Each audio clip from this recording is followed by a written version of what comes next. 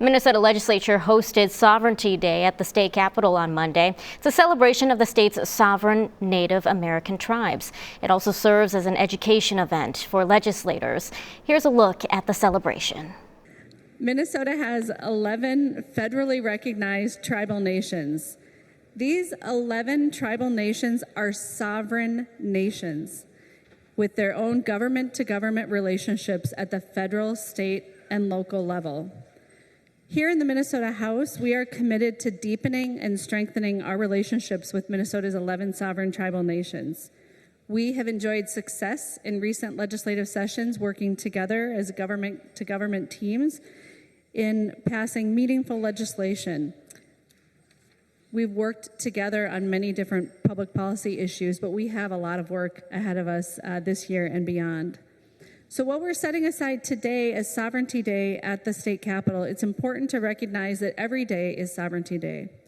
We're emphasizing this today to help educate our members and the public on what that actually means. As a tribal government, we have our tribal elections every 4 years. We're bound by the Constitution of the Minnesota Chippewa tribe, a constitution that wasn't written by us. It was written by non-Indians, no offense here. They were written by other people, not by us. Right now, the Minnesota Chippewa tribe is undergoing constitution reform, which has been long overdue, and so we're working on that now. We're also looking at blood quantum. Boys Fort and the Minnesota Chippewa tribes require a 1/4 degree of blood to be enrolled. Blood quantum is not something that we posed on ourselves. It was something that the federal government posed on us to assimilate us. What we've done is we're now looking at blood quantum at the Minnesota Chippewa tribe. I remember having a paper on my desk from the University of Minnesota Animal Biology Department where they were trying to determine a person's native blood by the thickness of their hair. And that's not who we are. We didn't put blood quantum on us. We didn't put ourselves on the reservations. We were just people that wanted to be as we were. It's been a struggle, it's been a challenge, because a lot of the decisions that are made within these walls and throughout the Senate and House affect us as tribal people. I'm very happy to be here and see our Senate and House together to hear about who we are as tribal people. But the other thing is you also have to understand that we are also searching for ourselves, if I might say that, because like I said, I lived 19 miles from the reservation. It wasn't until I became a tribal leader that I fully understood what happened to us in the past.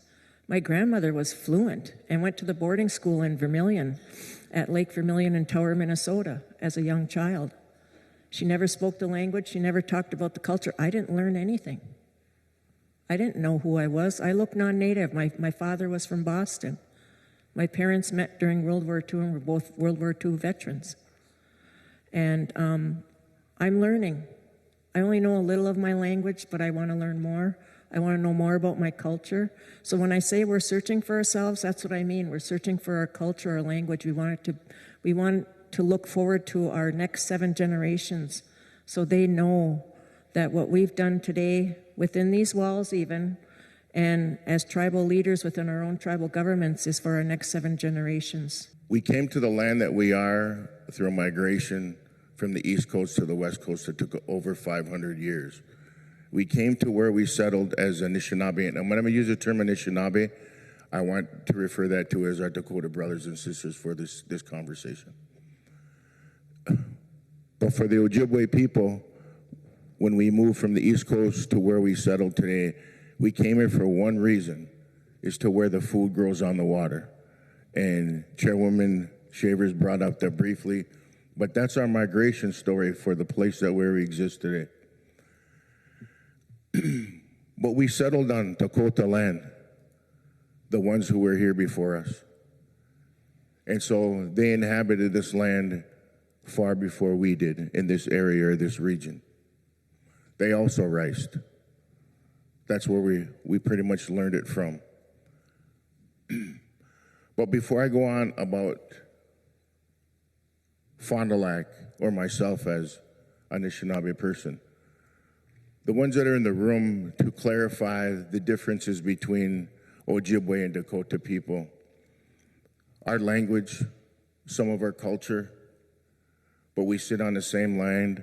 And there's one thing that I believe everybody should know in the room, that we are kind of tied together because of the big drum, or Manji Duwagan on our language that we're called.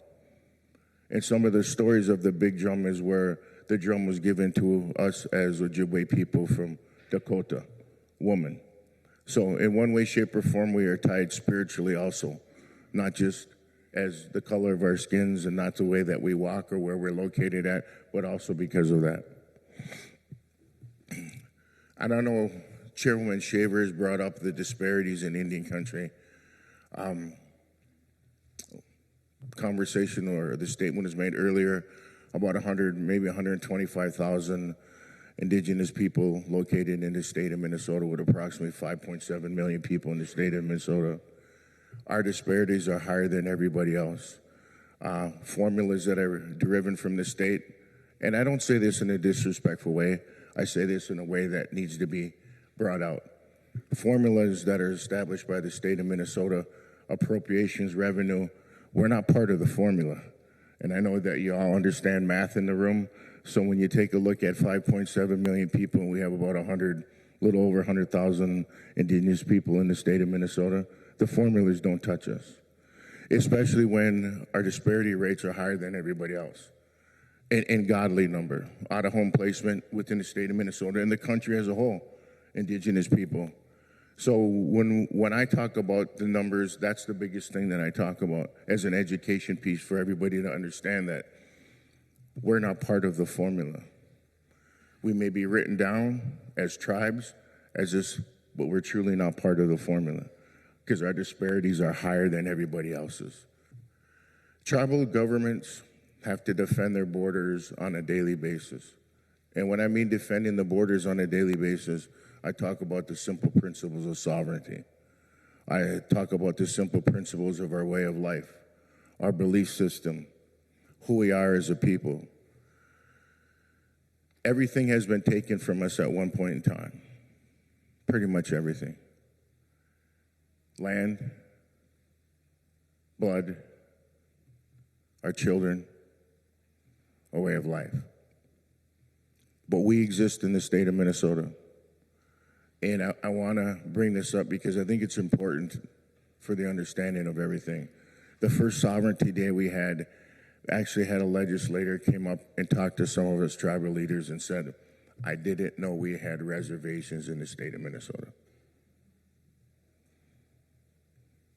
I didn't know we had tribes in the state of Minnesota. It's an important, very, very important thing. We see you every day, but do you see us?